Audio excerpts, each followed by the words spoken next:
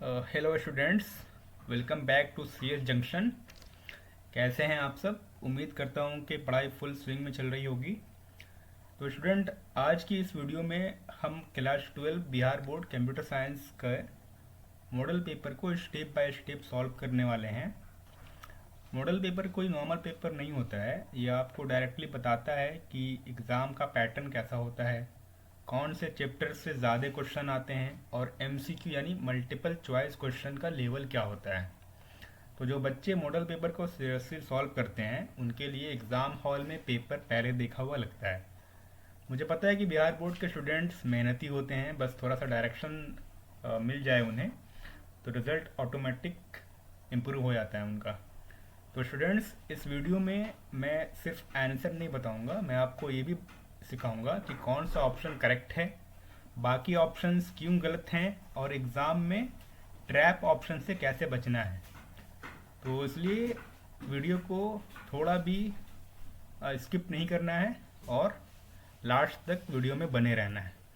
आप देख सकते हो ये आपके सामने जो बिहार बोर्ड का जो बीएससीबी ने ऑफिशियल वेबसाइट पर अपने model question paper computer science का आईएससी, आईकॉम और आईए तीनों विषय के छात्रों के लिए ये क्वेश्चन पेपर जो है सब्जेक्ट कोड के साथ है, दिख रहा होगा आपको।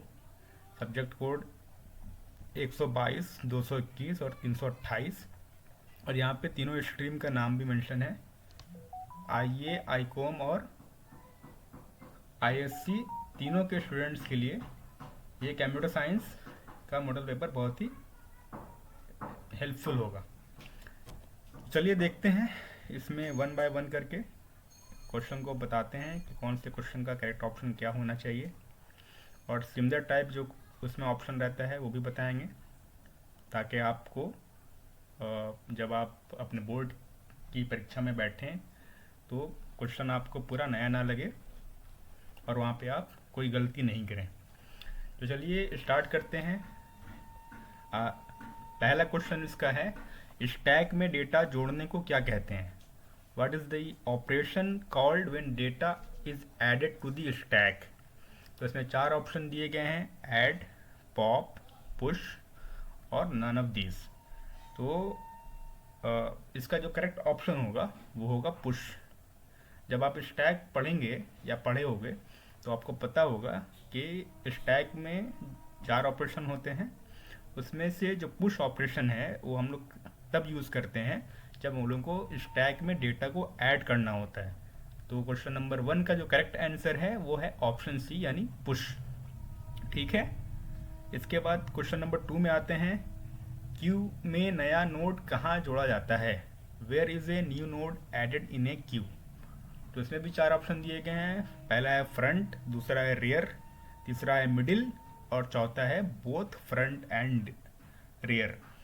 तो हम जानते हैं कि क्यू जो होती है हमारे डीएस में डेटा स्ट्रक्चर में, उसमें जब हमें कोई न्यू नोड को ऐड करना होता है क्यू में तो हम लोग उसको रियर पार्ट से ऐड करते हैं। इसको मैं आपको रियल लाइफ एग्जांपल के थ्रू भी समझा देता हूँ। फॉर एग्जांपल, आपको टिकट कटाना है, ऑफलाइन टिकट। तो आप रेलवे स्टेशन पे जाओगे, जंक्शन पे टिकट काउंटर में, मान लो ये लाइन लगी हुई है टिकट काउंटर पे पहले से, और यहाँ तक लोग खड़े हैं, यहाँ से स्टार्टिंग है इसका, यहाँ तक लोग खड़े हैं। तो आप जब आके लाइन में लगोगे तो आप यहाँ लगोगे ना, आके यहाँ लगोगे आके। तो इसका जो स्टार्टिंग पार्ट है ना, जहाँ से टिकट काउंटर के पास वाली जो इसका ये है एरिया जो है, ये टिकट काउंटर है मान लो, ठीक है। ये क्यू लगी हुई है, लाइन लगी हुई है टिकट कटाने के लिए।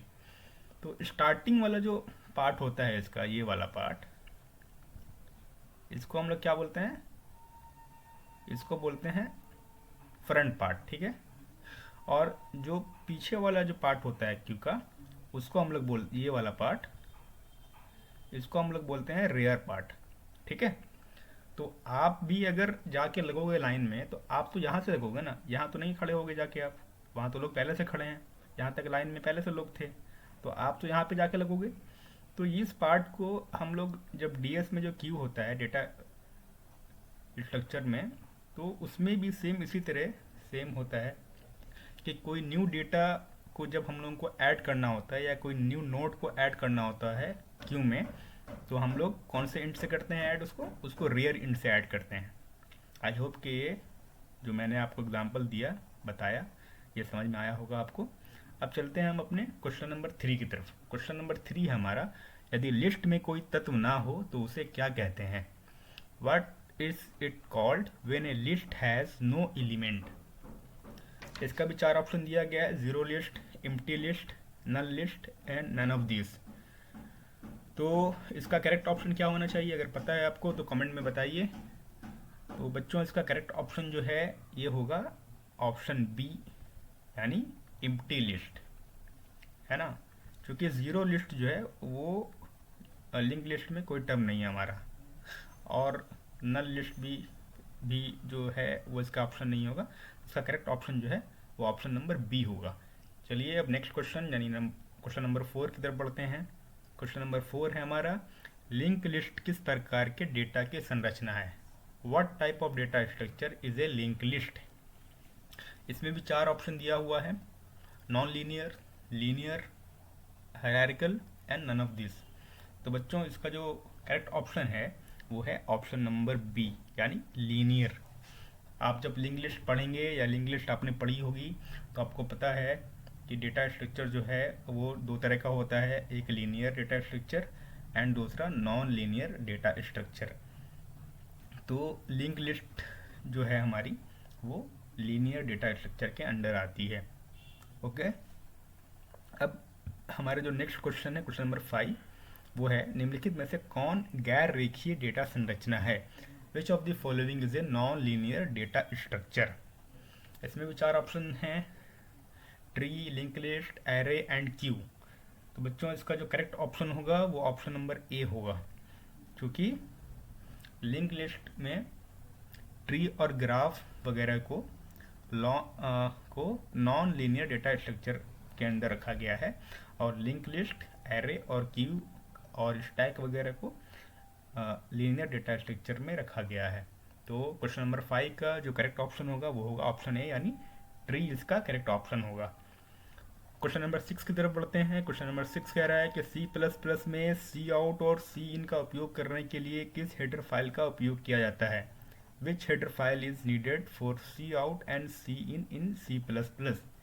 इसमें भी 4 ऑप्शन दिए गए हैं, studio.in, stdio.h, conio.h, iostream.h and mat.h, है ना। तो इसका करेक्ट ऑप्शन क्या होना चाहिए? ये बहुत ही बेसिक क्वेश्चन है, आप लोगों को पता होगा। अगर पता है तो कमेंट सेक्शन में ज़रूर बताइए कमेंट करके।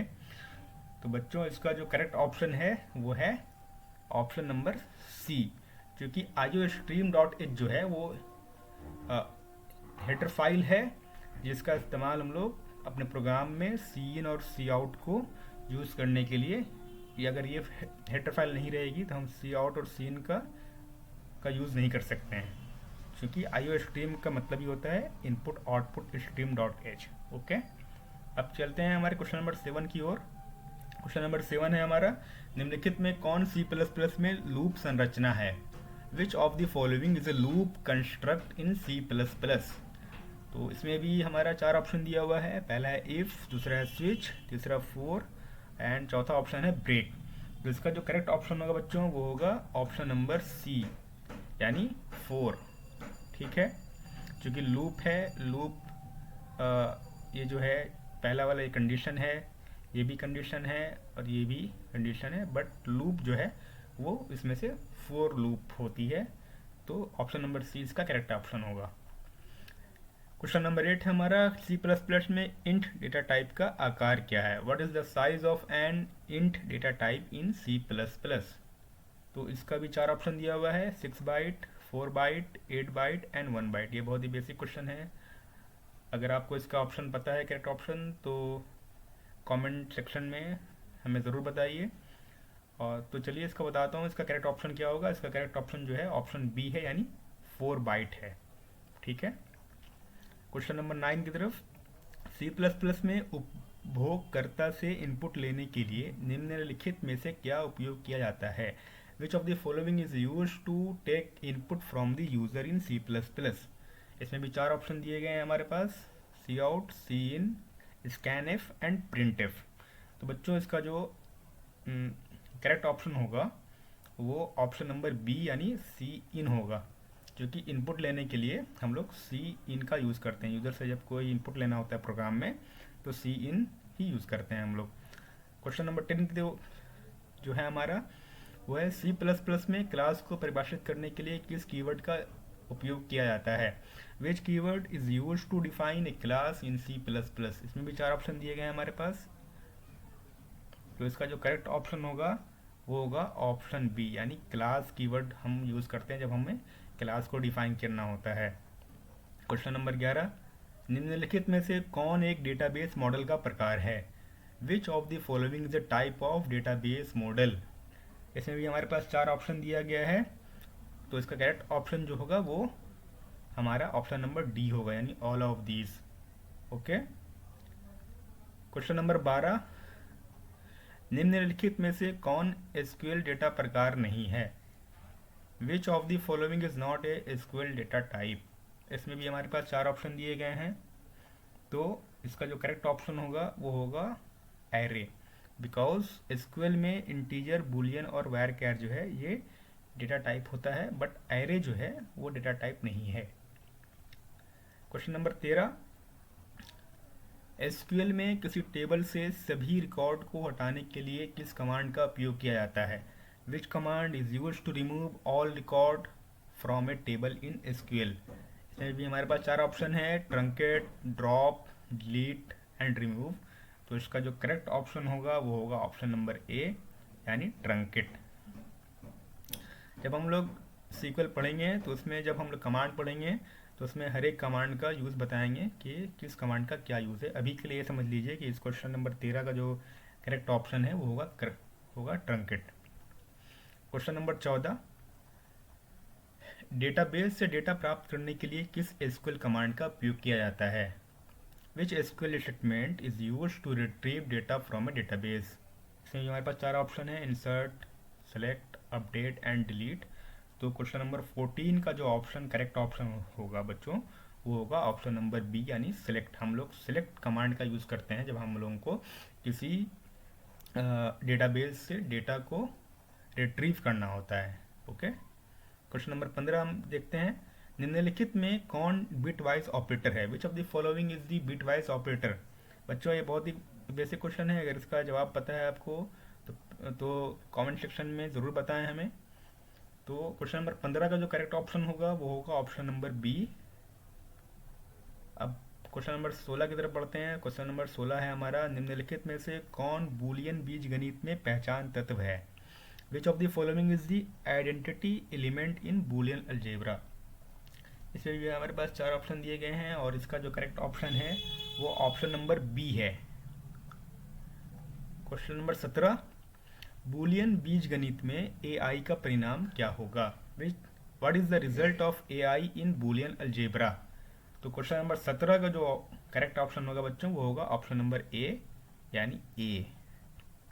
क्वेश्चन नंबर 18 देखते हैं, कौन सा नियम a प्लस ए को कौन सा नियम a plus a is equal to a को दर्शाता है? Which law states a plus a is equal to a? इसमें भी हमारे पास चार ऑप्शन दिए गए हैं। ये डिफरेंट लॉ है बूलियन अलजेब्रा में, जब आप पढ़ेंगे वो या आपने पढ़ा होगा तो आपको पता होगा। तो क्वेश्चन नंबर 18 का जो हमारा करेक्ट ऑप्शन होगा वो होगा ऑप्शन नंबर सी यानी identity law. Question number 19, Boolean बीजगणित में जीरो का पूरक क्या होता है? What is the complement of zero in Boolean algebra? हमारे पास इसके लिए भी चार ऑप्शन दिए गए हैं, तो इसका करेक्ट ऑप्शन जो होगा वो होगा जीरो, बिकॉज जीरो का जो कॉम्प्लीमेंट होता है वो जीरो ही होता है। क्वेश्चन नंबर 20, निम्नलिखित में से कौन एक वैध बूलियन पहचान है?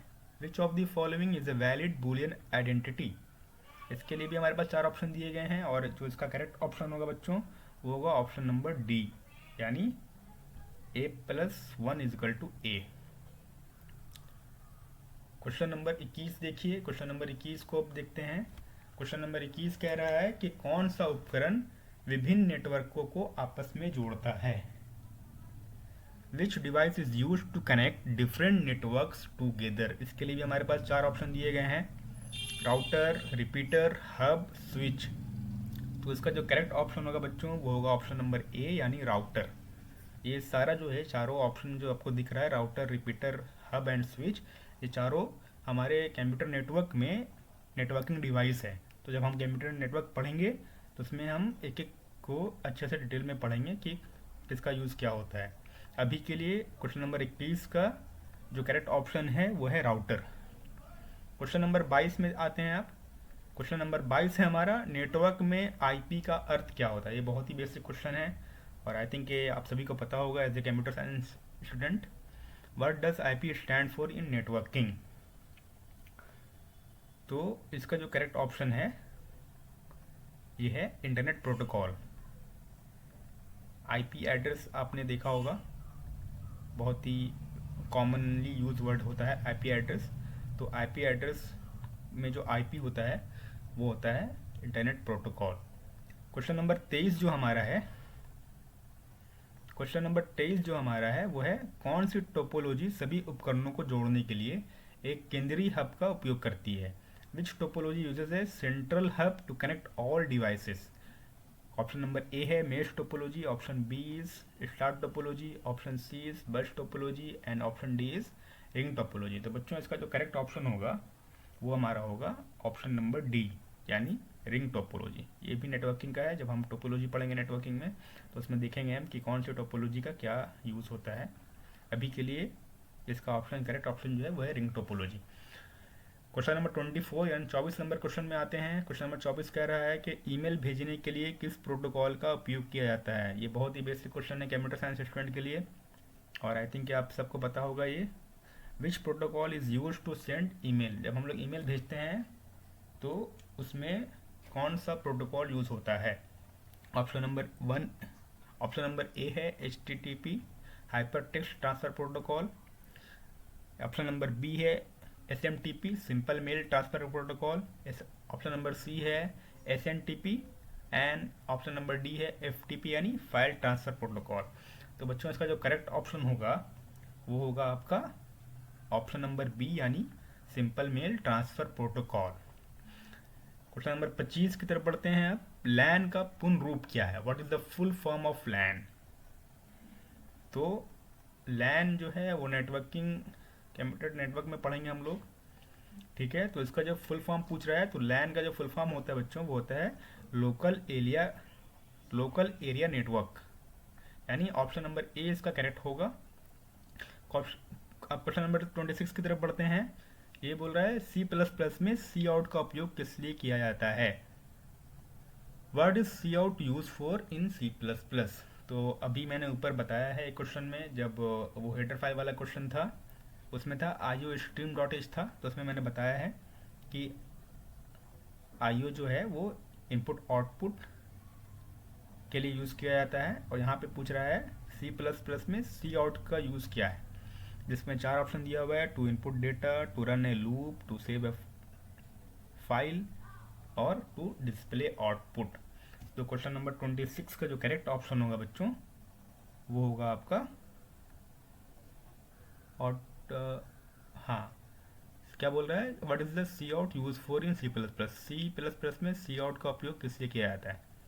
तो बच्चों जैसे हम लोग सी इन का यूज़ करते हैं यूज़र से इनपुट लेने के लिए, उसी तरह यहाँ पे हम लोग सी आउट का जो यूज़ करते हैं वो यूज़र को डेटा डिस्प्ले जब करना होता है हम लोगों को तो सी आउट का यूज़ करते हैं। जब कुछ प्रिंट करना होता है, स्क्रीन पे दिखाना होता है तो हम लोग सी आउट का यूज़ करते हैं। ओके, अब हम क्वेश्चन नंबर 27 की तरफ बढ़ते हैं। C++ में किस सिंबल का उपयोग नई लाइन के लिए किया जाता है।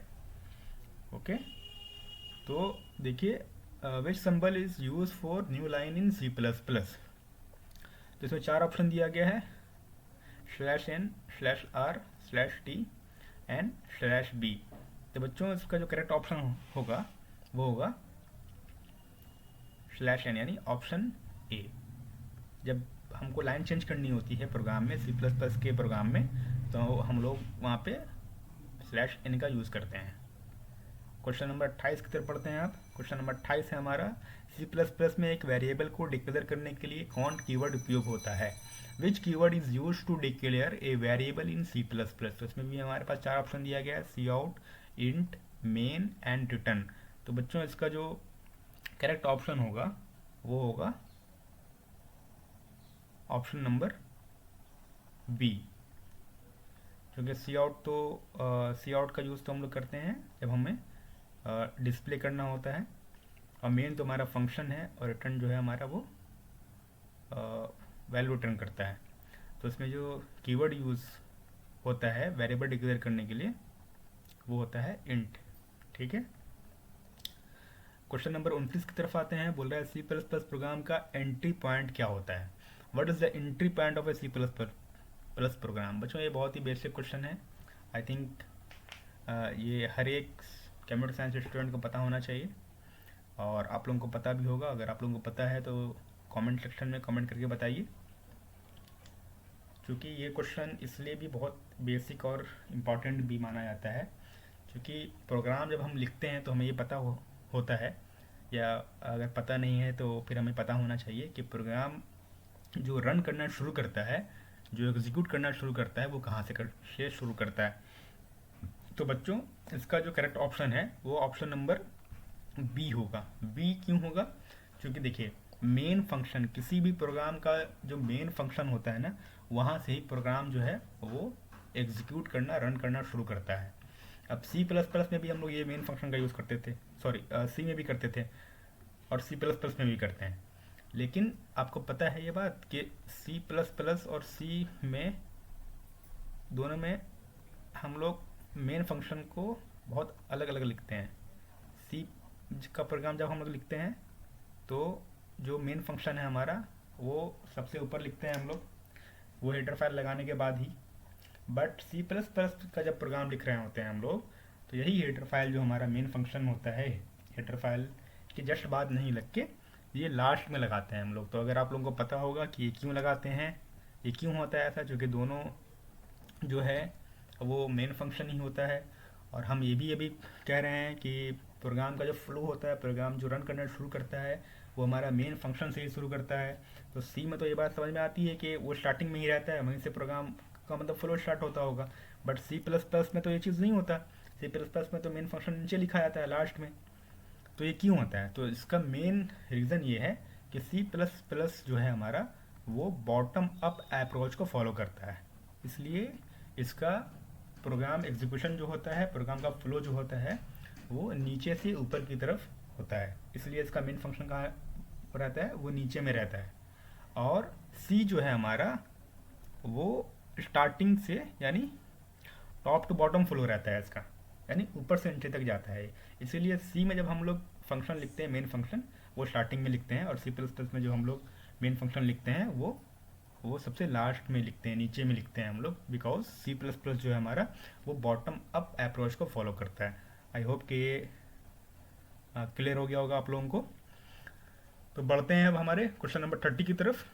क्वेश्चन नंबर 30 है हमारा, सी प्लस प्लस में ये दो सिंबल दिए गए हैं, किस लिए उपयोग होते हैं? What are these two used for in C++? तो बच्चों इसका जो करेक्ट ऑप्शन है वो है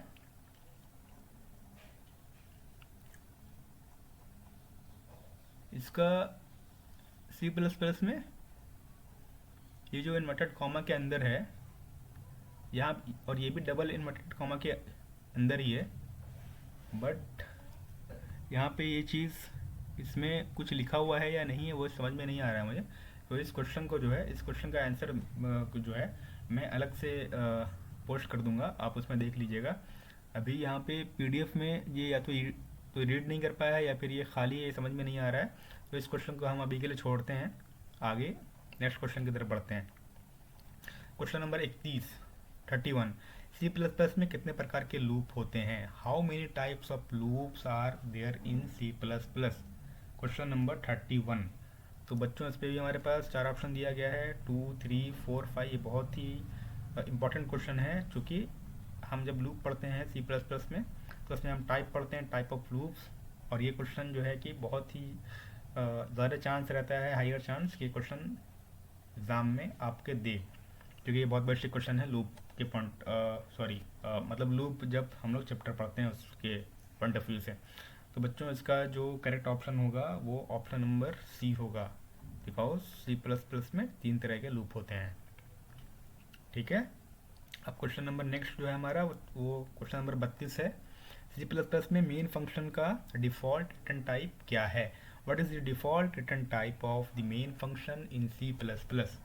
तो बच्चों इसमें भी हमारे पास 4 ऑप्शन दिया गया है, तो बताइए इसका करेक्ट ऑप्शन क्या होगा।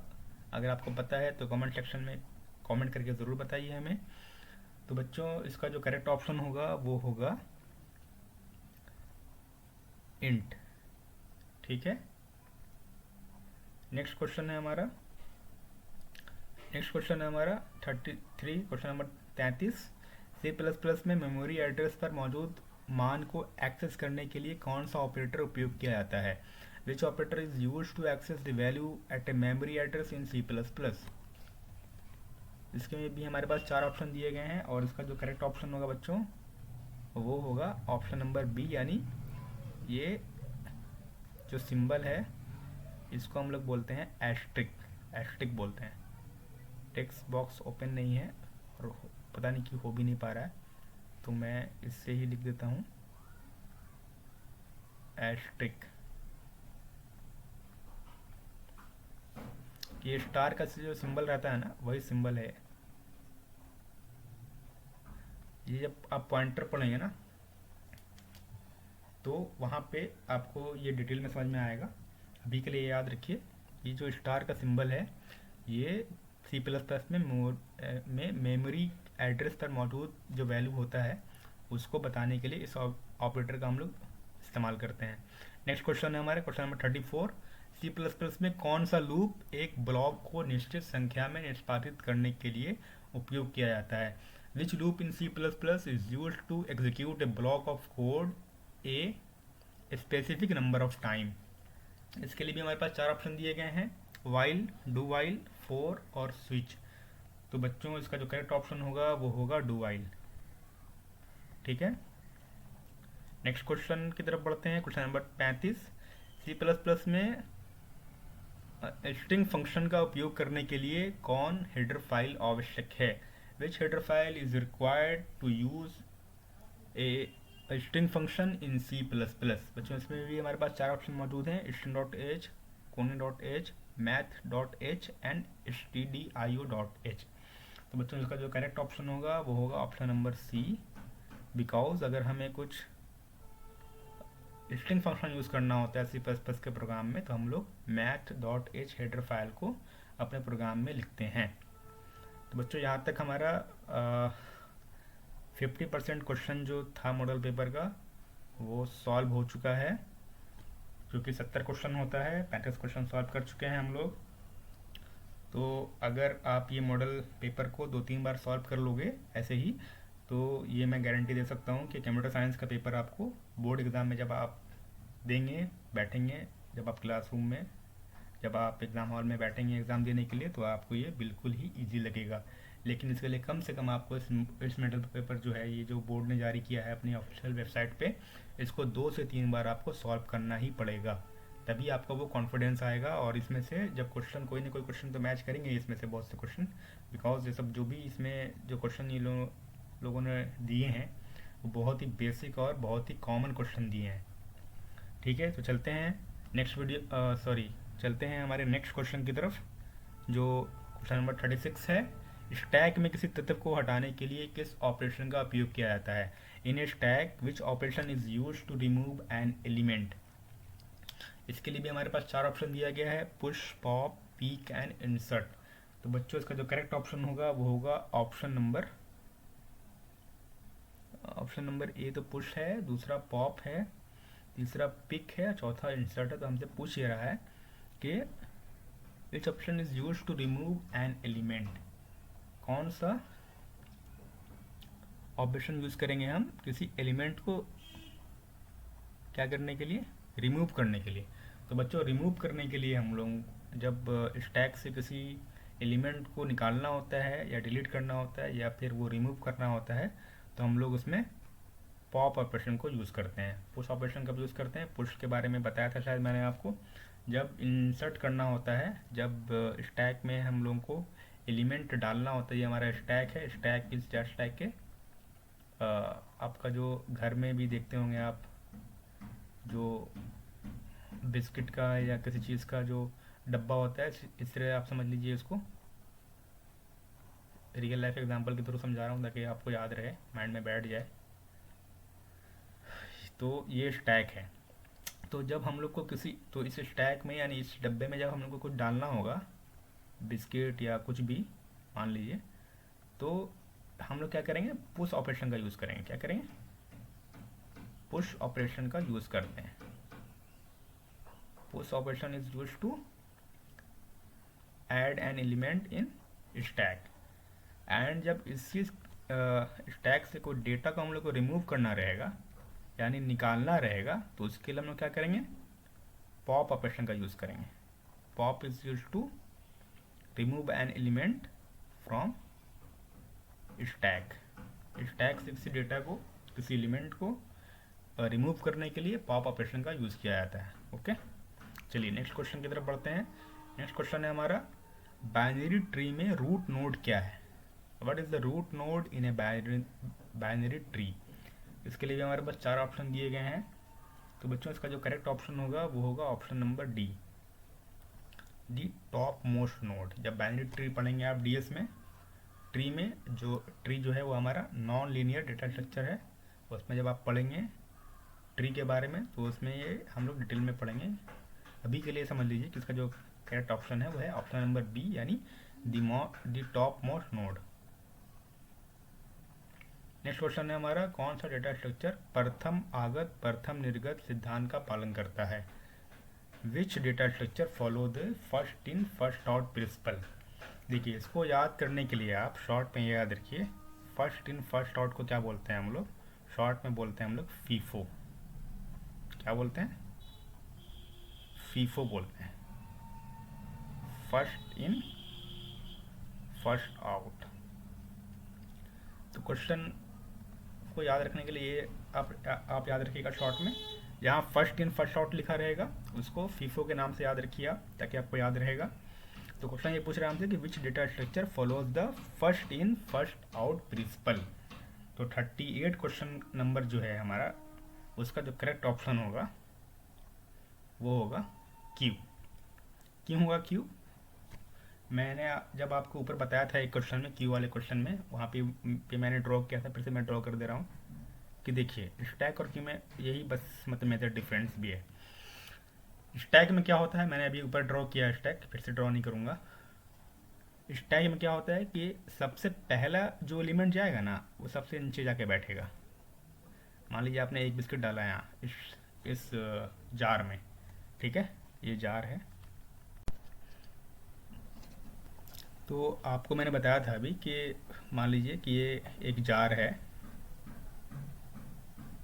और इसमें जब हम कोई एक सिंगल एलिमेंट जब इस स्टैक में हम ये करेंगे, इंसर्ट करेंगे, तो पहला वाला तो यहाँ आके रहेगा, दूसरा वाला करेंगे इंसर्ट तो फिर वो यहाँ आएगा, तीसरा वाला करेंगे यहाँ आएगा, चौथा वाला जब करेंगे इंसर्ट तो वो यहाँ आएगा, और पांचवा जब करेंगे इंसर्ट तो वो यहाँ आएगा। तो इसमें ये समझ में आ रहा है कि जो सबसे पहला वाला जो था एलिमेंट वो यहाँ है, दूसरा वाला यहाँ है, तीसरा एलिमेंट जो है वो यहाँ पे है,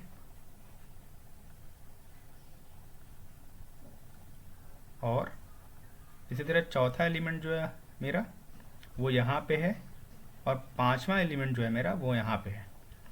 तो ये जब हम लोग स्टैक में डेटा को करते हैं इंसर्ट, तो वो कुछ इस तरह की से होता है इंसर्ट।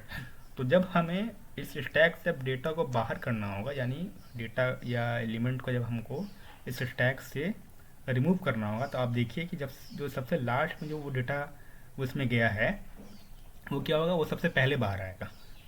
ये जार में मान लीजिए 5 बिस्किट आपने रखी है, तो सबसे पहले जो आपने बिस्किट डाली है ये तो सबसे नीचे है, तो सबसे लास्ट वाले बिस्किट को निकालने के लिए क्या करना पड़ेगा आपको, ये चारों जो चार उससे पहले बिस्किट है इसको आपको बाहर करना पड़ेगा।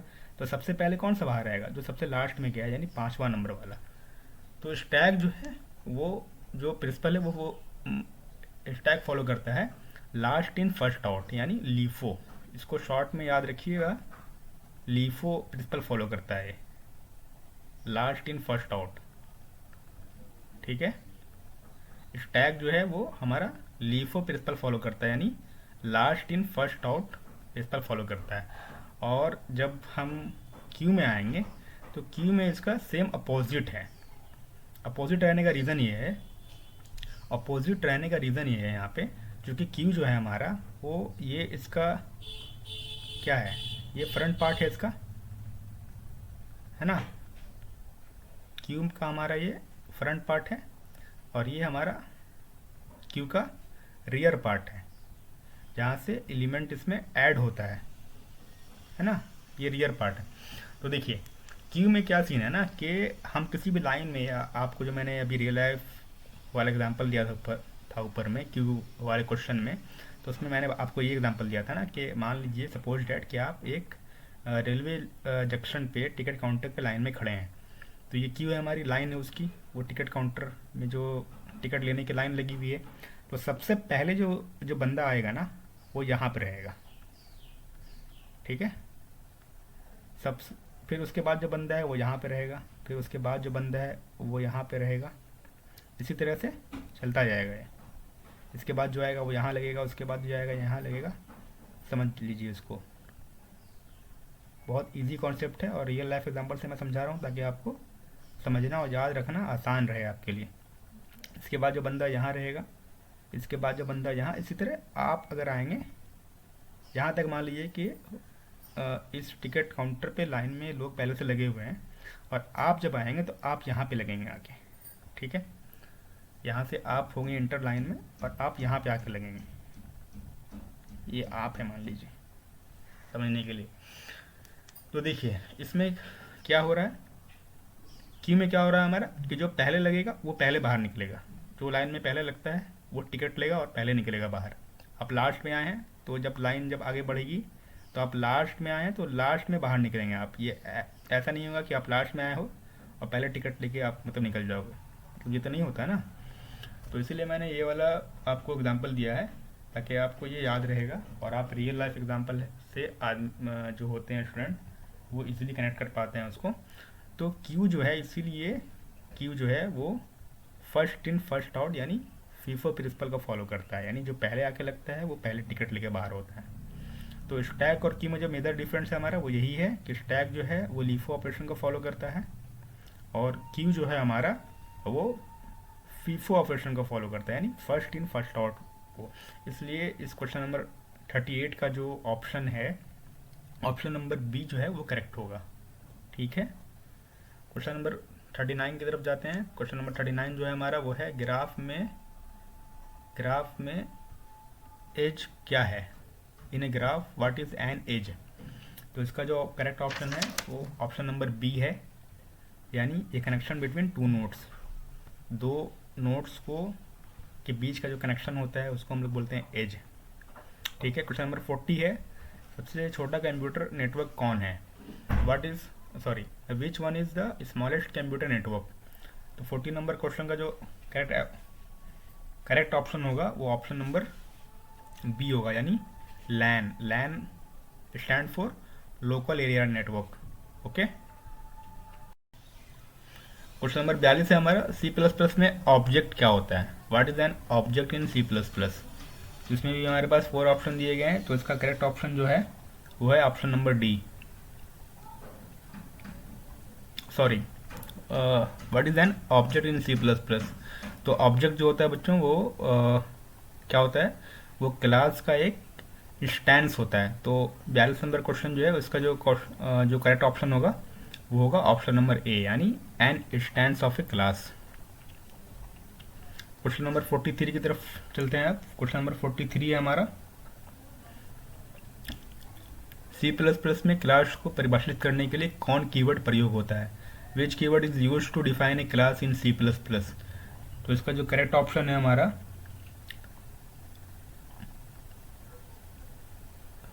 क्या पूछ रहा है कि which keyword is use to define a class in C plus plus.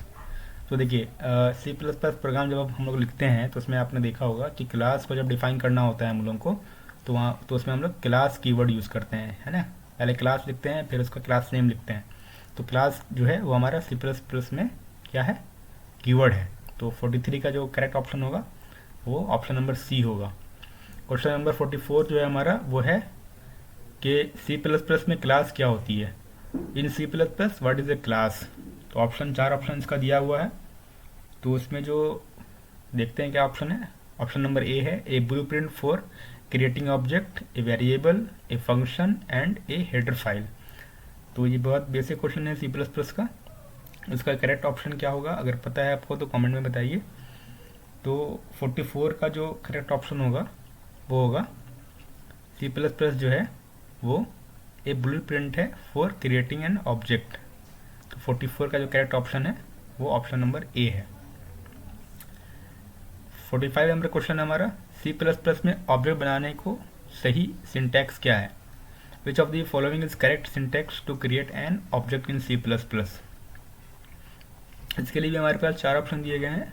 My class space OBJ semicolon, create my class OBJ semicolon, class my class semicolon, and option number D is object space my class semicolon.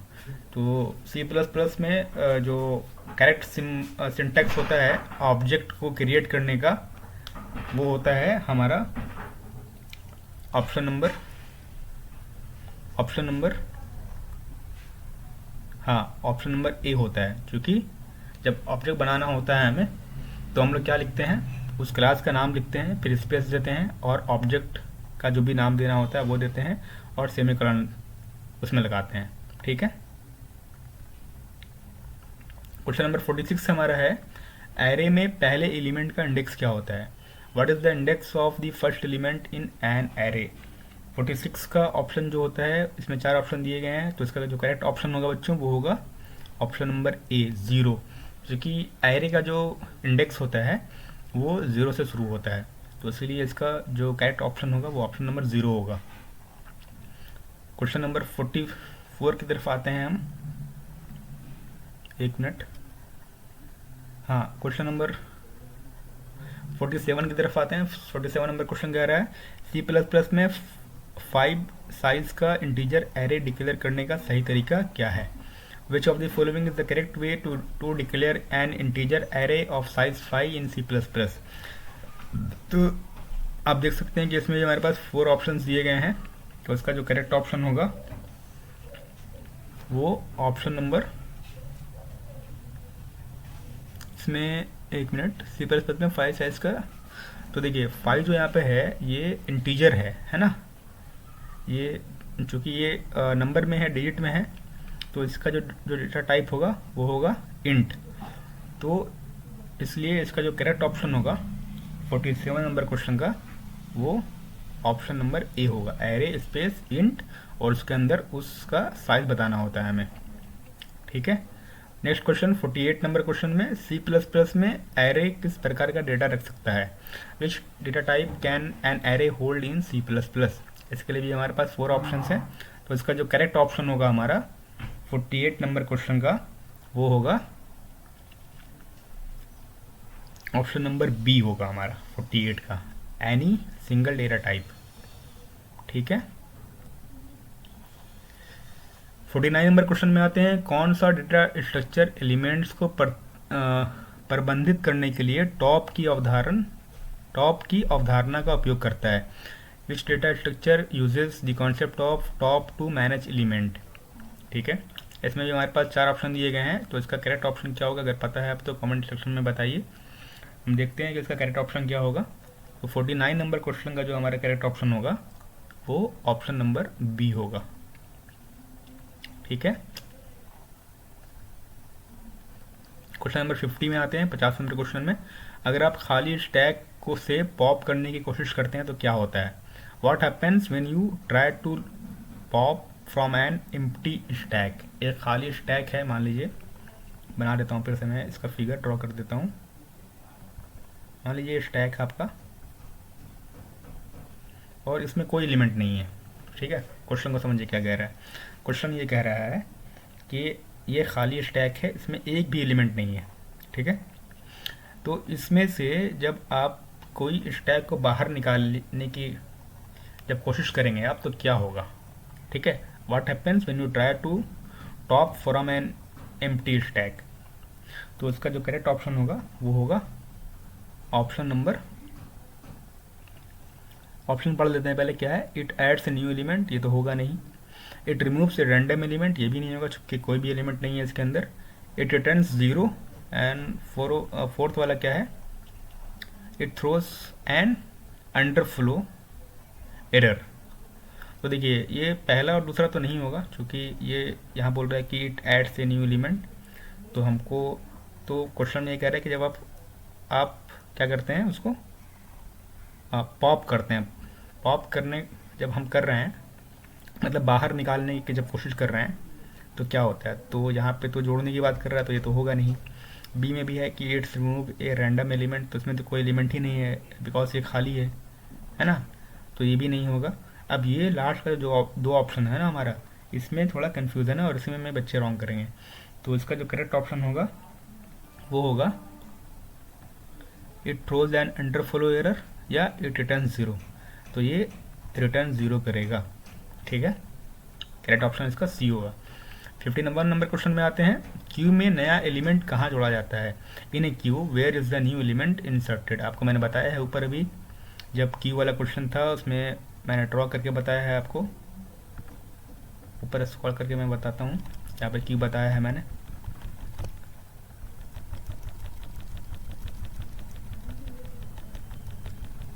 Q वाला सवाल कहाँ गया। Q में बताया ना मैंने कि जब नया कोई एलिमेंट ऐड करना होता है तो हम लोग कहाँ से करते हैं, तो रेयर पार्ट से करते हैं। क्योंकि फ्रंट पार्ट से क्या होता है, डेटा या एलिमेंट क्या होता है, बाहर निकलता है। ठीक है, तो आप बताया था मैंने ये वाला एग्जांपल देखे कि आप फॉर एग्जांपल सपोज करें कि आप टिकट काउंटर के लाइन में जाके लगे हैं, तो आप यहाँ जाके लगोगे ना, तो आप क्या हुए, आप एक न्यू एलिमेंट हुए। तो आप कौन से मतलब इंड से गए, तो आप रेयर इंड से गए, है ना, आप रेयर इंड से गए। तो चलिए आप आते हैं क्वेश्चन पे। क्वेश्चन हमारा है, हाँ क्वेश्चन कह रहा है हमारा, क्वेश्चन नंबर 51 है हमारा, सॉरी। बोल रहा है कि क्यू में नया एलिमेंट कहाँ जोड़ा जाता है। तो क्यू में नया एलिमेंट कहाँ जोड़ा जाएगा बताइए। अभी आपको मैंने ऊपर ले आके एग्जांपल भी दिखाया है उसमें। इसमें ऑप्शन पढ़ लेते हैं हम। ऑप्शन क्या क्या है, ऑप्शन 4 ऑप्शन दिया है। At the front, at the rear, at a random position and in the middle. तो बताइए इसका करेक्ट ऑप्शन क्या होना चाहिए। क्यू में नया एलिमेंट कहाँ जोड़ा जाएगा, तो रेयर पे, रेयर इंड से उस क्यू में आप मैंने दिखाया अभी। रेयर जब नया एलिमेंट जब आप जाके लगे थे क्यू में, तो कहाँ पे जाके लगे थे आप रेयर इंड में जाके लगे थे। कहाँ गया इसका ऑप्शन, क्वेश्चन वो वाला। आप जब जाके लगे थे इस क्यू में, ये जो टिकट काउंटर वाली क्यू थी, इसमें लास्ट में जाके लगे थे आप, और ये वाला एंड कौन सा था, तो ये रेयर एंड था। तो इसीलिए इस क्वेश्चन नंबर जो हमारा 51 है शायद, सॉरी हाँ 51 है, तो इसका करेक्ट ऑप्शन क्या होगा, option number B, at the rear. ठीक है, चलिए नेक्स्ट क्वेश्चन हमारा, जब क्यू पूरी भर जाती है तो उस स्थिति को क्या कहते हैं। जब लाइन पूरी भर जाएगी, उसमें एक भी एलिमेंट जो है वो ऐड करने की जगह नहीं है।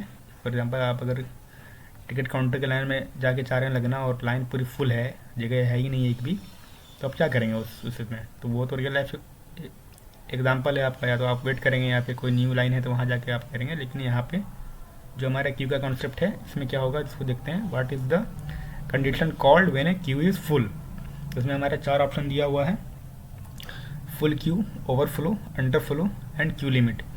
तो अभी क्या है कंडीशन हमारा, क्यू जब फुल है तो उसमें क्या होगा कि वो ओवरफ्लो होगी। अगर उसमें कोई डेटा अगर ऐड करना चाहें हम, तो क्या होगा, वो ओवरफ्लो हो जाएगा। ठीक है, इसी तरह चलिए हम अब नेक्स्ट जो क्वेश्चन है हमारा, क्वेश्चन नंबर 53, उसको देखते हैं। स्क्रॉल क्यों नहीं हो रहा है, हाँ क्वेश्चन नंबर 53 की तरफ बढ़ते हैं हम। 53, कौन सा डेटा स्ट्रक्चर रियर और फ्रंट पॉइंट का उपयोग करता है? Which data structures uses rear and front pointers? इसमें 4 ऑप्शंस दिए गए हैं मुझे, link list, stack, Q and array. तो इसका जो करेक्ट ऑप्शन होगा वो होगा स्टैक, है ना? सॉरी, क्या बोल रहा है? What data structure uses rear and front pointer?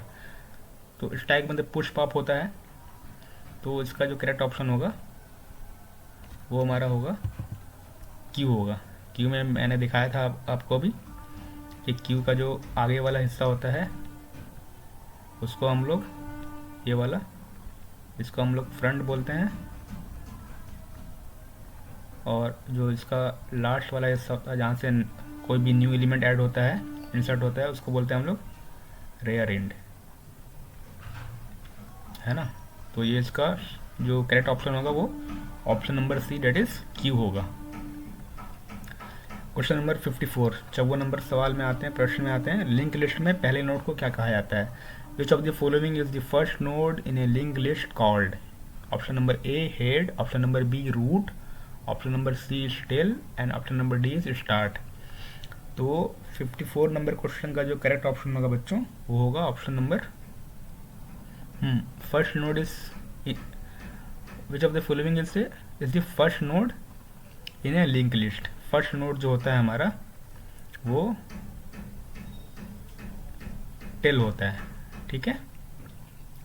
चलिए नेक्स्ट क्वेश्चन है हमारा, सिंगल लिंक लिस्ट का अंतिम नोड किसे पॉइंट करता है? What does the last node of a single link list point two? तो इसमें भी हमारे पास 4 ऑप्शन दिया गया है, तो इसमें देखेंगे कि इसका करेक्ट ऑप्शन क्या होगा। देखिए, सिंगल लिंक लिस्ट जो होती है ना, अगर ड्रॉ हो पाएगा तो मैं करके बताता हूँ आपको, एग्जाम्पल फिगर के थ्रू समझ में आएगा आपको। इसका जो क्या बोल रहा है कि इसका लास्ट नोड जो है ना, इसका लास्ट नोड किससे लिंक होता है? मान लीजिए सिंगल लिंक लिस्ट है, इसमें 2 पार्ट होगा, है ना? एक डेटा का और एक प्रीवियस वाला, प्रीवियस नोड का। तो जो लास्ट नोड रहेगा वो किससे होगा? तो वो प्रीवियस से होगा ना लिंक। तो इसका जो करेक्ट ऑप्शन होगा 55 नंबर क्वेश्चन का वो होगा आपका क्वेश्चन नंबर ए, यानी प्रीवियस नोड, ठीक है? नेक्स्ट क्वेश्चन है हमारा, लिंक लिस्ट की शुरुआत में नोड जोड़ने के लिए कौन सा ऑपरेशन प्रयोग होता है? Which operation is used to add a node at the beginning of a link list? इसमें भी हमारे पास 4 ऑप्शन दिए गए हैं, तो इसका जो करेक्ट ऑप्शन होगा हमारा वो होगा, बोला which operation is use to add a node at the beginning of the link list. Link list की शुरुआत में नोड जोड़ने के लिए कौन सा ऑपरेशन यूज होता है? एकदम लिंक लिस्ट का स्टार्टिंग वाला जो होता है ना नोड, शुरुआत में, स्टार्टिंग में, बिगिनिंग में, उसमें कोई नोड अगर जोड़ना है हमें तो कौन सा ऑपरेशन यूज होगा? तो 56 नंबर जो क्वेश्चन है उसका जो करेक्ट ऑप्शन होगा हमारा वो I think insert A head है, फिर अपेंड है, डिलीट तो होगा नहीं, इंसर्ट एट एंड भी नहीं होगा। तो 2 ऑप्शन जो है हमारा, ऑप्शन नंबर ए और ऑप्शन नंबर बी, इसमें कन्फ्यूज़न है कि इसका करेक्ट ऑप्शन क्या होगा। तो क्वेश्चन में ये पूछ रहा है हम लोगों से कि which operation is use to add a node at the beginning of a link list. Link list के शुरुआत में नोड जोड़ने के लिए कौन सा ऑपरेशन का इस्तेमाल होगा या प्रयोग होगा? तो इंसर्ट एट हेड जब करेंगे हम तो उससे जुड़ेगा या नहीं जुड़ेगा। फिर अपेंड है, दूसरा ऑप्शन है अपेंड। तो अभी के लिए जो है वो ऑप्शन नंबर ए के साथ जाएंगे हम लोग, चूँकि क्वेश्चन जो कह रहा है कि which operation is use to add a node at the beginning of a link list, तो ऑप्शन नंबर ए के साथ जाएंगे हम लोग। नेक्स्ट क्वेश्चन देखेंगे हम, क्वेश्चन नंबर 57, निम्नलिखित में से कौन एक मूल बूलियन ऑपरेशन है? Which of the following is a basic boolean operation? हमारे पास इसके लिए भी 4 ऑप्शन दिया गया है, addition, division, multiplication and of and sorry. तो इसका जो करेक्ट ऑप्शन होगा बच्चों वो होगा the following is a basic boolean operation. तो देखिए एडिशन, डिवीज़न या मल्टीप्लिकेशन जो होता है ये तो बेसिक हमारा जो मैथ का टर्मिनोलॉजी है सब, लेकिन बूलियन ऑपरेशन जो होता है वो होता है एंड और, नैंड, नॉर। तो इसका जो करेक्ट ऑप्शन होना चाहिए वो होगा ऑप्शन नंबर डी, यानी and operation. Sorry, 58 number question में देख रहे हैं कौन सा बूलियन ऑपरेशन तब ट्रू रिटर्न करता है जब कम से कम एक इनपुट ट्रू हो। Which boolean operation returns true if at least one input is true. तो हमारे पास यहाँ भी 4 ऑप्शन दिए गए हैं। सॉरी, तो 58 नंबर सवाल जो है हमारा क्वेश्चन है, इसका जो करेक्ट ऑप्शन होना चाहिए वो ऑप्शन नंबर, देखते हैं कौन सा होगा। नैंड है, और है, नॉट है और एंड है। तो इसका जो करेक्ट ऑप्शन होगा वो होगा, नैंड तो होगा नहीं, और है, नॉट है एंड है। तो इसका जो होगा वो, ये तो होगा नहीं, ये भी नहीं होगा। बी और डी में हमें जो है वो कन्फ्यूज़न होती है अक्सर कि कौन सा करेक्ट ऑप्शन होगा। इसके लिए क्योंकि ये पूछ क्या रहा है कि कौन सा बूलियन ऑपरेशन तब ट्रू होता है जब कम से कम एक इनपुट ट्रू हो। तो जब कम से कम एक इनपुट ट्रू होगा उसके लिए जो है हमारा ऑप्शन नंबर बी यानी और ऑपरेशन जो है वो इसके लिए करेक्ट ऑप्शन होगा। ठीक है, 59 में आएंगे। बूलियन बीजगणित में 1+1 का परिणाम क्या होगा। विच of the following is the result of 1+1 in Boolean algebra. इसके लिए भी हमारे पास 4 ऑप्शन दिया गया है और इसका जो करेक्ट ऑप्शन होगा वो होगा हमारा ऑप्शन नंबर बी होगा। ठीक है, 1+1 जनरल मैथमेटिक्स में 2 होता है, बट बूलियन अलजेब्रा में 1+1 1 होता है। ठीक है, चलिए 60 नंबर सवाल है हमारा, किस एसक्यूएल कमांड का उपयोग टेबल के सभी रिकॉर्ड हटाने के लिए किया जाता है। SQL command, which SQL command is used to remove all records from a table. में भी हमारे पास 4 ऑप्शन दिया गया है। तो इसका जो करेक्ट ऑप्शन होगा हमारा वो पहला ऑप्शन देखते हैं, रिमूव है, दूसरा है ड्रॉप, तीसरा है डिलीट, चौथा है ट्रंकेट। तो देखिए बोल रहा है कि टेबल से सारा रिकॉर्ड को रिमूव करना है, उसके लिए कौन सा यूज़ होगा। तो उसमें थोड़ा सा कन्फ्यूज़न होता है, पहला रिमूव है, दूसरा ड्रॉप है, तीसरा डिलीट है, चौथा ऑप्शन है ट्रंकेट। तो इसका जो करेक्ट ऑप्शन होगा वो होगा ऑप्शन नंबर बी यानी ड्रॉप। नेक्स्ट क्वेश्चन है हमारा, निम्नलिखित में से कौन डीबीएमएस सॉफ्टवेयर नहीं है। बहुत ही बेसिक और बहुत ही आसान क्वेश्चन है। Which of the following is not a DBMS software. इसमें भी हमारे पास 4 ऑप्शन दिए गए हैं। तो देखिए पहला है एक्सेल, दूसरा है माई एसक्यूएल, तीसरा है ओरेकल, चौथा है एक्सेस। तो देखिए बोल रहा है कि कौन सा नहीं है, which of the following is not a DBMS software. DBMS software कौन सा नहीं है। तो माई एसक्यूएल और ओरेकल तो साफ साफ सबको पता होगा ये एक डीबीएमएस सॉफ्टवेयर है। अब कंफ्यूजन होगा एक्सेल में और एक्सेस में, क्योंकि ये क्या है, ये दोनों माइक्रोसॉफ्ट का है।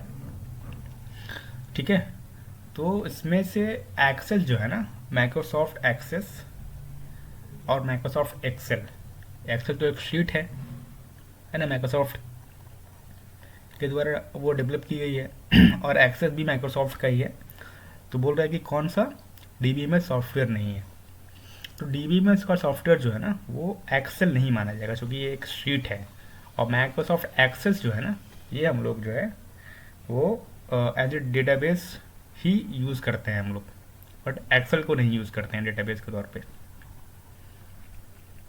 चलिए नेक्स्ट क्वेश्चन की तरफ जाते हैं। नेक्स्ट क्वेश्चन है हमारा, निम्नलिखित में से किसका उपयोग डेटाबेस की संरचना को परिभाषित करने के लिए किया जाता है। Which of the following is used to define the structure of a database. इसमें भी 4 ऑप्शन दिया गया है, TCL, DML, DCL and DDL। ठीक है, तो बताइए बच्चों इसका ऑप्शन करेक्ट ऑप्शन क्या होगा। अगर आप जानते हैं तो कमेंट सेक्शन में कमेंट करके बताइए। तो पूछ रहा है कि which of the following is use to define a structure of a database. Database के स्ट्रक्चर को डिफाइन करने के लिए कौन सा ऑप्शन इसमें से ट्रू होगा, करेक्ट होगा। तो देखिए पहला है टीसीएल। टीसीएल का फुल फॉर्म होता है ट्रांजैक्शन कंट्रोल लैंग्वेज। तो इसमें समझ में आ गया कि इसमें ट्रांजैक्शन की बात जब आएगी, जब लेन देन की बात होगी, तब ये मतलब यूज़ होगा। दूसरा है डेटा मैनिपुलेशन लैंग्वेज। डीएमएल का फुल फॉर्म होता है डेटा मैनिपुलेशन लैंग्वेज। तो ये भी नहीं होगा, क्योंकि मैनिपुलेट तो कर नहीं रहे हैं कुछ हम यहाँ पे सिर्फ वो डिफाइन करने की बात मतलब होगी, क्वेश्चन में मतलब पूछा है। दूसरा है हमारा डीसीएल। डीसीएल का फुल फॉर्म होता है डेटा, मैं भूल रहा हूँ उसका, डीसीएल का फुल फॉर्म डेटा। नेक्स्ट जो हमारा है वो है डीडीएल, डेटा डिफरेंशियल लैंग्वेज। तो देखिए डिफाइन करने की बात हो रही है, तो कौन सा ऑप्शन होगा, करेक्ट ऑप्शन होगा हमारा डीडीएल, डेटा डिफरेंशियल लैंग्वेज। ठीक है, चलिए नेक्स्ट क्वेश्चन है हमारा, वेब पेज ट्रांसफर करने के लिए किस प्रोटोकॉल का उपयोग किया जाता है। Which protocol is use to transfer web page. इसमें भी हमारे पास 4 ऑप्शन दिए गए हैं, IP, SMTP, FTP and HTTP. तो ये बहुत क्वेश्चन जो है ये बहुत ही कॉमन क्वेश्चन है। तो अगर आप जानते हो इसका ऑप्शन करेक्ट कौन सा होगा तो कमेंट सेक्शन में ज़रूर बताइए हमें। तो चलिए हम देखते हैं इसका करेक्ट ऑप्शन क्या है। देखिए फर्स्ट ऑप्शन है आईपी। आईपी क्या है, इंटरनेट प्रोटोकॉल, तो ये तो होगा नहीं। दूसरा है SMTP means simple mail transfer protocol, तो ये भी नहीं होगा, क्योंकि ये तो मेल को सेंड करने के लिए ये वाला प्रोटोकॉल यूज़ किया जाता है। तीसरा है एफटीपी, फाइल ट्रांसफ़र प्रोटोकॉल, तो ये फाइल ट्रांसफ़र प्रोटोकॉल है। चौथा है हमारा HTTP, hyper text transfer protocol. तो ऑप्शन, तो हमारा सवाल जो है ये मतलब ये पूछ रहा है which protocol is use to transfer web page. तो वेब पेज को ट्रांसफ़र करने के लिए जो है हमारा ऑप्शन नंबर डी यानी HTTP hyper text transfer protocol use होता है। तो इसका जो ऑप्शन करेक्ट है वो ऑप्शन डी यानी HTTP होगा। नेक्स्ट क्वेश्चन हमारा, कौन सा नेटवर्क प्रकार बड़े भूगोलिक क्षेत्र को कवर करता है। Which network type covers a large geographical area. तो देखिए फर्स्ट में पैन है, दूसरा वैन है, तीसरा लैन है, चौथा मैन है। ये सब का जो है ना फुल फॉर्म होता है। पैन का होता है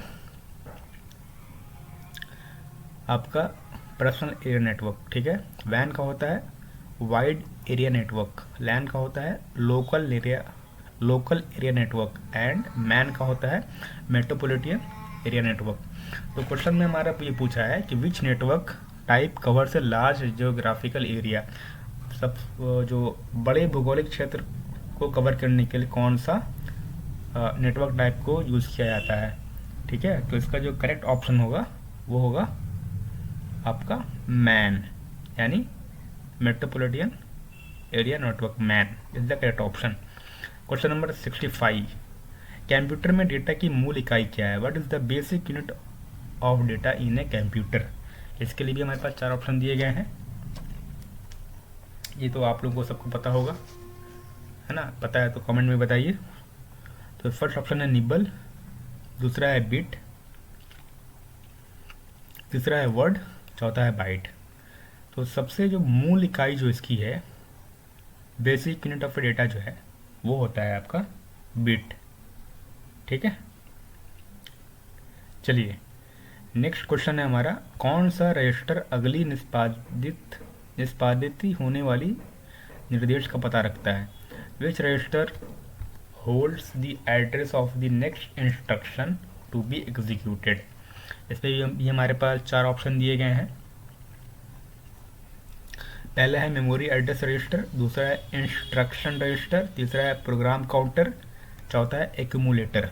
तो देखिए इसका जो करेक्ट ऑप्शन होगा वो होगा आपका इंस्ट्रक्शन रजिस्टर यानी IR, जिसको शॉर्ट में बोलते हैं हम लोग। अगला क्वेश्चन है हमारा, निम्नलिखित में से कौन गैर प्रक्रियात्मक भाषा है। Which of the following is non procedural language. बहुत ही कॉमन क्वेश्चन है, बहुत ईजी भी है ना। इसमें 4 ऑप्शन दिए गए हैं, C, SQL, जावा और C++। तो इसका ऑप्शन करेक्ट ऑप्शन क्या होगा, अगर आपको पता है तो कमेंट सेक्शन में कमेंट करके बताइए। चलिए, तो इसका जो करेक्ट ऑप्शन होगा वो क्या होगा, सी होगा या एसक्यूएल होगा या जावा होगा या सी प्लस प्लस होगा। तो इसका जो करेक्ट ऑप्शन होगा, ये सवाल हम आप लोगों पर छोड़ते हैं क्योंकि ये बहुत ही बेसिक क्वेश्चन है। प्रोग्रामिंग के स्टूडेंट हैं आप लोग, तो ये पता होना चाहिए। तो इसका जो क्वेश्चन है, इसका जवाब आप लोग कमेंट सेक्शन में देके मैं बताइएगा। बहुत इजी क्वेश्चन, बहुत ही बेसिक क्वेश्चन है। चलिए, नेक्स्ट क्वेश्चन है हमारा 68। निम्नलिखित में से किसको और ऑपरेटर कहा जाता है? Which of the following operator is known as the or operator? 4 option दिया गया है, ये चारों डिफरेंट ऑपरेटर्स हैं। इसमें बताना है कि किसको और ऑपरेटर कहा जाता है। और मतलब ओ आर, और लॉजिक गेट में जब पढ़ेंगे आप तो इसको पढ़ेंगे, है ना, एंड और नैंड नॉर ये सब होता है। तो इसमें से कौन सा और ऑपरेटर है इसको बताना है। 68 नंबर सवाल है। तो इसका जो ऑप्शन नंबर बी है ये करेक्ट होगा। ठीक है। क्वेश्चन नंबर 69, यानी निम्नलिखित में से कौन मेमोरी नॉन वोलेटाइल होती है? Which of the following memory से नॉन वोलेटाइल? इसमें 4 ऑप्शन है हमारे पास, रोम, रैम, रजिस्टर और कैश। ये भी बहुत ही बेसिक क्वेश्चन है। जब मेमोरी हम लोग पढ़ेंगे या आपने पढ़ा होगा तो उसको आपको पता है कि मेमोरी जो होती है वो 2 तरह की होती है। एक होती है वोलेटाइल मेमोरी, एक होती है नॉन वोलेटाइल मेमोरी। ठीक है। तो इसमें पूछ रहा है कि जो ऑप्शन दिया गया है इसमें से कौन सा नॉन वोलेटाइल मेमोरी है ना। तो नॉन वोलेटाइल मेमोरी का कौन सा है आपका? तो ये रैम है। रैम को हम लोग नॉन वोलेटाइल मेमोरी मानते हैं। वो रैम जो है वो नॉन वोलेटाइल मेमोरी के अंदर कैटेगराइज है। चलिए, अब हमारा इस जो पूरे मॉडल पेपर का लास्ट क्वेश्चन है, यानी क्वेश्चन नंबर 70 जो है, क्योंकि 70 क्वेश्चन ही होता है ऑब्जेक्टिव मॉडल पेपर में। तो चलिए लास्ट क्वेश्चन की तरफ हम बढ़ते हैं। लास्ट क्वेश्चन हमारा है, निम्नलिखित में से कौन रजिस्टर का प्रकार है? Which of the following is the type of register? तो ऑप्शन ए है कंट्रोल रजिस्टर, ऑप्शन बी है एएलयू, ऑप्शन सी है हार्ड डिस्क और ऑप्शन डी है कैश। तो बताइए कि रजिस्टर का कौन सा प्रकार है इसमें से। तो देखिए, एएलयू तो जानते हैं आप, arithmetic logic unit. Hard disk भी जानते हैं आप। कैश क्या? कैश एक मेमोरी है, बहुत छोटी बट फास्टर मेमोरी होती है। क्वेश्चन कह रहा है कि टाइप ऑफ रजिस्टर पूछ रहा है, तो इसमें एक ही ऑप्शन है रजिस्टर वाला। तो ये जो कंट्रोल यूनिट है, ऑप्शन नंबर ए जो है वो करेक्ट होगा। तो क्वेश्चन नंबर 70 जो है हमारा लास्ट क्वेश्चन था, इसका करेक्ट ऑप्शन जो है वो होगा क्वेश्चन नंबर 70 का ऑप्शन नंबर ए जो होगा वो करेक्ट ऑप्शन होगा। तो हम लोगों ने आज पूरा मॉडल पेपर जो था क्वेश्चन नंबर 1 से लेकर क्वेश्चन नंबर 70 तक 70 सवाल हम लोगों ने देखा, उसको समझा भी। कुछ क्वेश्चन जो समझाने लायक था उसको मैंने ड्रॉ भी करके समझाया। तो इस तरह से ये जो मॉडल पेपर जो जारी किया गया था बिहार बोर्ड की तरफ से, बीएसईबी की तरफ से अपने ऑफिशियल वेबसाइट पर, उसको हम लोगों ने सॉल्व कर लिया है। इसका सेक्शन ए, इसमें 2 सेक्शन और होता है, सेक्शन बी और सी भी होता है। तो अगर आपको इसका भी सॉल्यूशन चाहिए, सेक्शन नंबर बी जो है इसमें शॉर्ट टाइप क्वेश्चंस होते हैं, जिसमें से 1 से 20 तक 20 सवाल दिया गया है आपको। इसमें से 10 सवाल का जवाब देना होता है आपको। तो ये 10, तो इसमें 20 क्वेश्चन में से कोई भी 10 सवाल का जवाब देना होता है। तो अगर आप चाहते हैं कि आपको इन सारे 20 सवालों का जो है वो हैंड रिटन नोट्स के तौर पे हम आपको, आप चाहते हो अगर, तो आप कमेंट सेक्शन में कमेंट करके ज़रूर बताइएगा। हम इस पर भी एक detailed video hand written notes के साथ ले आएंगे। और इसका जो लास्ट सेक्शन होता है हमारा वो होता है section C, that is long answer type question. इसमें जो है 5 क्वेश्चन दिया रहता है आपको, 5 नंबर का क्वेश्चन होता है। इसमें से आपको कोई भी 3 सवाल का जवाब देना होता है आपको। इसमें देख सकते हैं आप कि ये 5 क्वेश्चन इस तरह से दिए गए हैं। अगर चाहते हो कि इस लॉन्ग क्वेश्चन को भी मैं आपको हैंड रिटन नोट्स चाहिए आपको इसका, तो इस पर भी मैं बनाऊंगा। आपको क्या करना है कि आपको इसके लिए भी कमेंट सेक्शन में कमेंट करके बताना है। तो यही रहा आज का जो वीडियो था। ये पूरा 70 क्वेश्चन जो था हमारा MCQ सेक्शन ए जो था वो कंप्लीट हो गया है। तो स्टूडेंट, आज हमने पूरा मॉडल पेपर सॉल्व कर लिया है। अगर आप सिंसियरली ये पेपर प्रैक्टिस कर लोगे तो कंप्यूटर साइंस में आप जो है 65+ मार्क्स जो है वो लाना बिल्कुल पॉसिबल हो जाएगा आपके लिए। और इस मॉडल पेपर को आप दोबारा खुद से सॉल्व करिएगा, और जो डाउट होगा कमेंट में आप पूछिएगा, मैं आपके हर डाउट का रिप्लाई करूँगा। तो आज के लिए ये वीडियो यहीं पे हम ख़त्म करते हैं। और अगर वीडियो आपको हेल्पफुल लगी है तो उसको लाइक ज़रूर करें, और CX जंक्शन जो हमारा चैनल है इसको सब्सक्राइब कर दें अगर आप न्यू हैं चैनल पे तो, और अपने दोस्तों के साथ ज़रूर शेयर करें। Thank you for watching.